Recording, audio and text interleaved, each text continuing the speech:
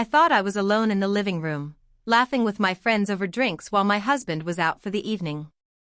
I thought no one could hear the venom in my words as I spoke the worst things about him, the little flaws I had long resented, the secrets I had kept tucked away like dangerous knives.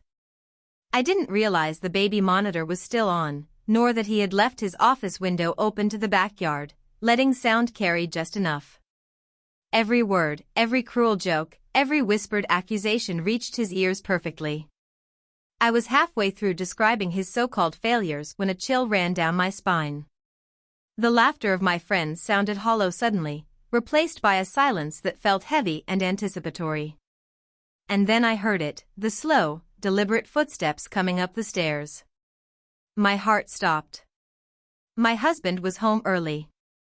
I tried to laugh it off when he stepped into the room, pretending nothing had happened, but the tension was instantaneous, electric. His eyes were calm, but the calmness was far more terrifying than any anger I had imagined. He didn't yell. He didn't demand explanations.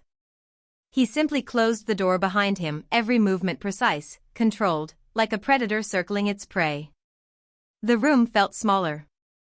My friends shifted uncomfortably, sensing the weight of the situation, unsure whether to intervene or stay silent. I wanted to speak, to apologize, to explain, but the words caught in my throat. The humiliation was immediate. I had prided myself on being clever, on saying things behind closed doors, but I had forgotten that he had been closer than I imagined. He didn't confront me that night. Instead, he left. Just like that.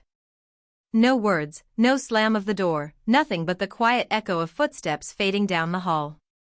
I laughed nervously, trying to convince myself it was okay, that he'd come back, that we could pretend it hadn't happened. But I knew. And I could see it in my friends' faces, they knew too. By morning, the atmosphere had changed completely. My husband had already begun to dismantle the carefully constructed life we had together. Emails unanswered, calls ignored, personal items moved, the quiet but deliberate signs that things were not the same. Every attempt I made to reach him was met with polite distance, a cold wall I had built with my own words. Days passed, and I watched helplessly as the trust one had taken for granted eroded. He didn't need to punish me with rage or confrontation, he let the natural consequences of exposure do the work.